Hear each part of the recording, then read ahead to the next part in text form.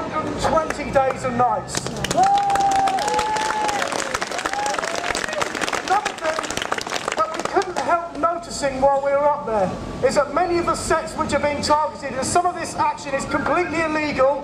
They've been pouring rubble and broken glass into badger sets, right?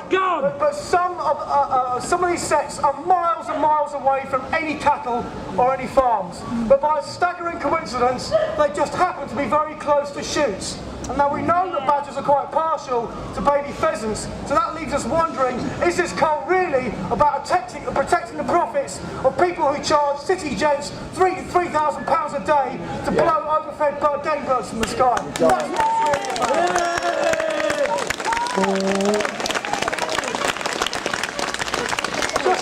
Just to finish, okay? For people who want to oppose this completely lawfully, the Wounded Badger Patrols up in Gloucestershire are doing an amazing job, and they need more people up there. For people who are willing to take a bit more of direct action, the 3 counties hunt stabs are also up there. They are coordinating a campaign with military precision. They need more people up there. They've arranged accommodation for people coming from outside of the area. Obviously people have commitments, people have jobs. If you can't go up there and help in person, by all means raise those groups a bit of money. They're doing an incredible job. At the end of the 6-week period, the shooters have missed their targets by 75%. Right, let's make sure, get up there, help them out. Let's make sure that it continues to be a complete disaster for both the shooters and also for the government. Thanks very much.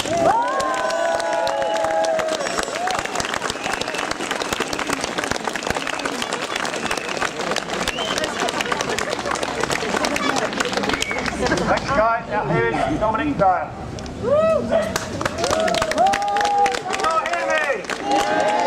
See the Badger Army come to Brighton! Now, 7 cities in the last 2 months. We've gone from Kettering, Bedford, Taunton, Northampton. We've gone to Bristol. Well, we'll be going to Bristol at the end of the month. We were in Derby last week. Everywhere we go to, Manchester, we get bigger crowds, more people getting angry, more people saying enough is enough of this crazy, cruel badger cull. And as we get stronger, and as people get angrier, then Patterson and Cameron and all the people associated with this terrible, cruel policy are getting weaker. So just remember that. People power matters. The fact that you're coming out today, the fact that you're making your opinions clear, and that everyone else who can see you here today is important. So we keep this up. What I want to start with today is talking about the demonisation of badgers. Patrick Barkham, his wonderful book Badgerlands, if you've not read it, please get it. He was on Autumn Watch this week, and all credit to the BBC for actually getting an item on there about badgers. And he was talking about the demonisation of these animals. If we go back to the 17th and 18th century, agricultural workers would dig them out, put them in the inns, and use them for hunting, and use them for baiting, in horrible circumstances where those animals would be kept for months until they were killed. And then we come into the 19th and 20th centuries with the colliery workers who would go baiting for these badgers up and down the country, to the point in the 1950s and 60s that thousands of sets have been destroyed, to the point where the government could no longer close its eyes to the threat for these animals, and they brought in protection, important legal protection for badgers in the early 1970s. But here we are today, all these years later, 40 years on, and the demonisation is going on from the farming industry, and it's going on from the Conservatives and Liberal government in this coalition. They are now demonising badgers because of the way we farm in this country. They're blaming badgers who've lived in this country on this landscape for 500,000 years because they've got a disease, TB. They've got that disease because of intensive livestock systems in this country.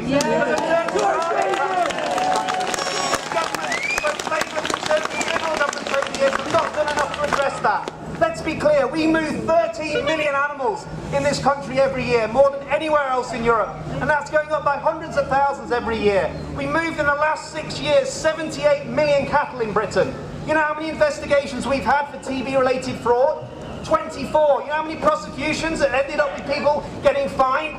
11. That's all you had in all those 78 million movements. That means that farmers can quite happily alter cattle passports, can quite happily alter tags and other systems to move animals around illegally. They know they're not going to get caught. They know they can get away with it. And if you watched Inside Out, the BBC again, let's give them more credit. They did great programmes in the Northwest and Southwest a few weeks ago, and they showed yet again the weaknesses of these systems. In some places, no TB tests have been done for years. Cattle have been moved around illegally by farmers. Cattle are being moved in from Europe by farmers. Nothing is being done the way it should be. And that's what's causing this problem. Let's be clear, this is industrial pollution on a huge scale. And what we've seen over the last 40 years, it's got progressively worse. 1971, the first case of badger abuse. Okay, you need to go back a few years. The last Labour government did the randomised badger cull. Okay, they took a tough decision. They decided they wanted to know once and for all as to whether they could prove that badgers being killed would reduce bovine TB. So they spent 15 million quid of your money, they killed 11,000 badgers, and they took over 6 years to produce a report, the best peer-reviewed report in the world on this issue, with some of the most outstanding scientists involved with it, many of whom, to be fair, were highly criticised, including people like Lord Krebs, when they were undertaking this by animal rights groups. But when we finally got that report in 2008, it said, basically, that killing badgers and culling them in the way that we're doing at the moment will make no meaningful contribution to reducing bovine TB, and in fact, what it could do, it could make the situation worse through perturbation and disease spread, okay? That's really important. Now, the Labour government accepted that fully, and have developed their policy going forward as they did up to 2010.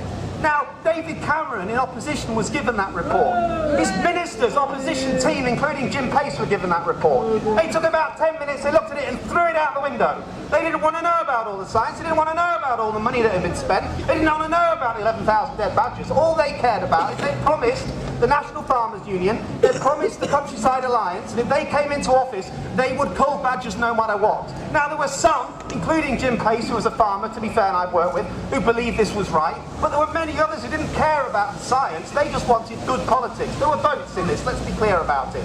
In 2010, in many seats in certain parts of the country, those votes from the Countryside Alliance, many of whom were actually out there supporting Conservative candidates, who are now in office in Parliament to support this country.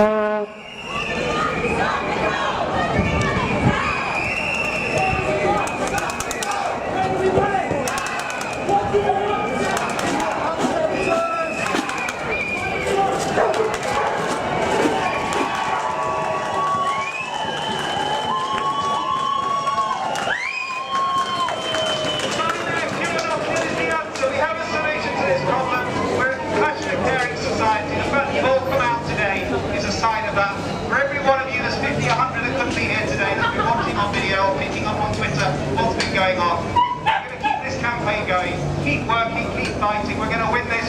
We're good people. We care about our wildlife. We care about the future of it. We value it. And we will win this battle. Thank you very much. And safe journey home, everyone.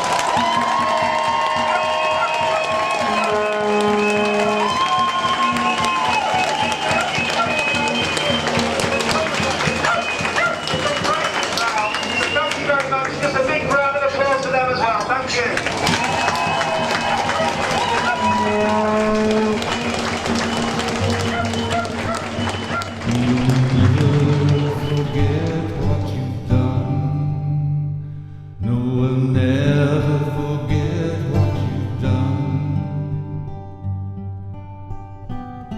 Slaughtering our beautiful badgers, the heartless David